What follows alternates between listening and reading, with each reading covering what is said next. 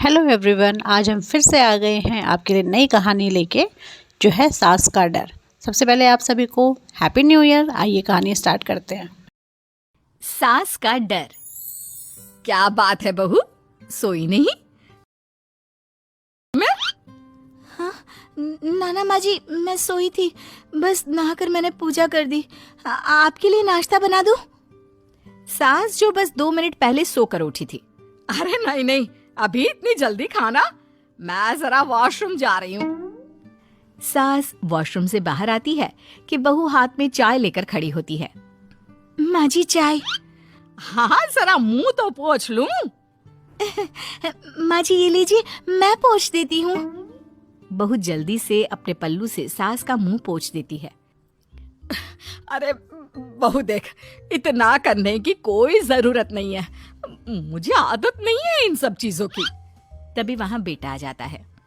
अरे रागिनी, क्या चल रहा है सास बहू के बीच? माँ, डरा कर रखना अभी से, नहीं तो हाथ से निकल जाएगी। बेटा तो बेचारा मजाक कर रहा था, लेकिन रागिनी को बात दिल पर लग गई।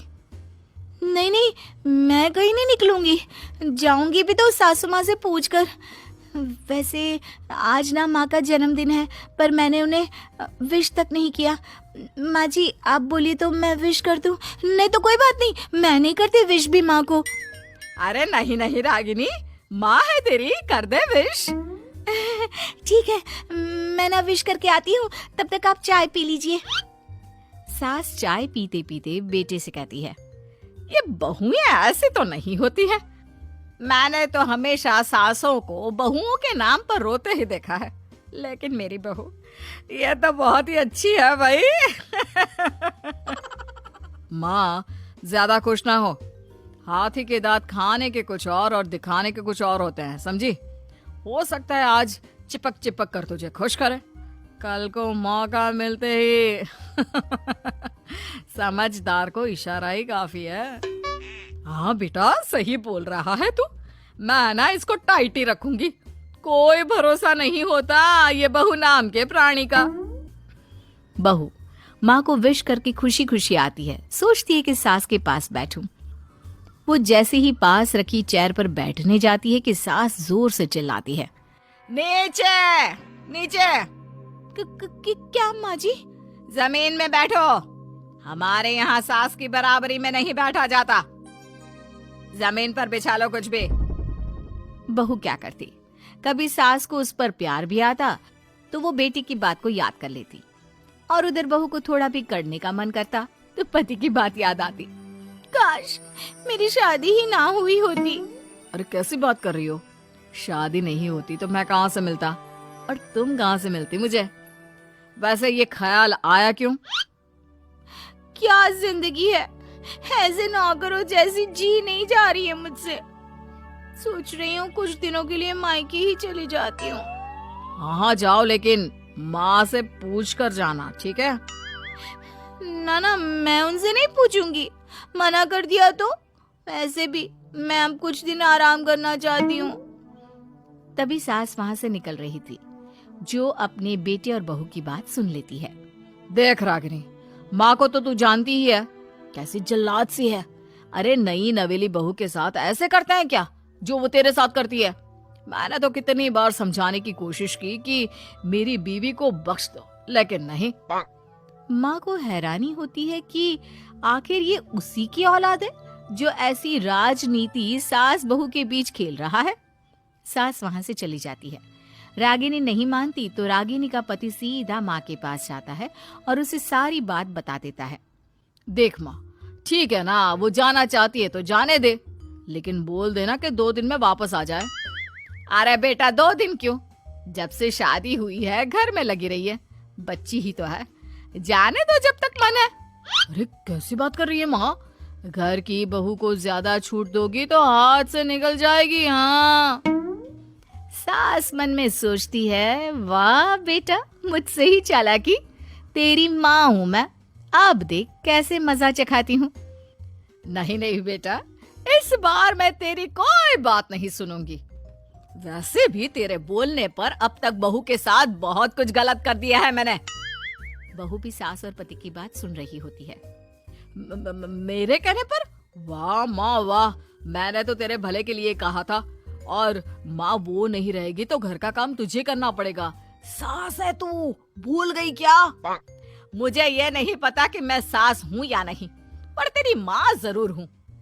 याद है मुझे बहू मेरा कितना ख्याल रखा करती थी, लेकिन तेरे भड़काने पर मैंने मासूम बच्ची के साथ क्या क्या किया। और रहा सवाल काम का, तो कौन सा तेरे बचपन से वो पाल रही है तुझे? मैं ही तो खाना बनाती थी ना। तू ना घर की ज्यादा चिंता मत कर बेटा। बहू सास के पास आती है और मायके जाने के लिए पूछती है। हाँ हाँ जा बहू, और जितनी मर्जी उतना रह ले। मन भर जाए तो अपने घर वापस आ जाना, ठीक है? पास खड़े पति को न जाने क्या सोचता है। हाँ हाँ माँ आ जाएगी। तू तो ऐसे बोल रही है जैसे वो कभी आएगी ही नहीं। वैसे तेरे तो अब मजे है। क्यों क्यों ऐसा क्या बहू मेरा चैन छीन रही थी? वैसे तुझे हो क्या गया है बेटा? तेरी बात तो मेरी समझ में ही नहीं आ रही। अरे जाना है तो तू भी चला जा बहू के साथ। नहीं नहीं, मैं अकेले ही जाऊंगी। मुझे नहीं चाहिए ये, बिल्कुल नहीं। मैं जा रही हूँ। देखा माँ कैसे बोल रही है ये। अरे जाने दे बेटा, कोई बात नहीं। अकेले जाने का मन है तो जाने दे। जा बेटी। वैसे भी इसके बोलने पर मैंने बड़े गलत व्यवहार किए तेरे साथ। मैं ना ऐसी सास नहीं हूँ। तू जा। मैं तो सोच रही थी कि तुझे भी आराम की जरूरत है, और इस घर में तो तू कभी चैन से रह ही नहीं पाएगी। हाँ माँ जी, आज तक तो सास बहू की पॉलिटिक्स सुनी थी, लेकिन ये बेटे और पति की राजनीति समझ में नहीं आ रही। अरे कैसी बात कर रही हो रागिनी? मैंने क्या कर दिया? क्या कर दिया?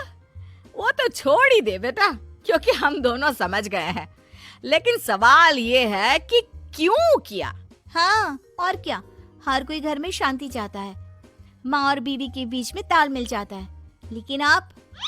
हाँ बेटा, बहू तो बेटी की तरह रह रही थी और मैं माँ की तरह।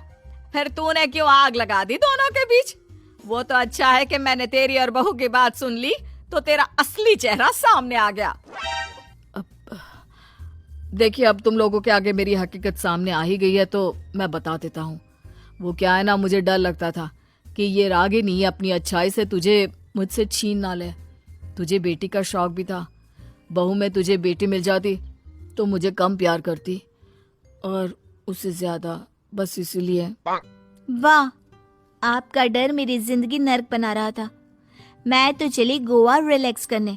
सासू माँ, 2 टिकट है, चले क्या? आई होप आपको कहानी अच्छी लगी हो। अच्छी लगी तो लाइक एंड सब्सक्राइब करना जरूर भूलिएगा।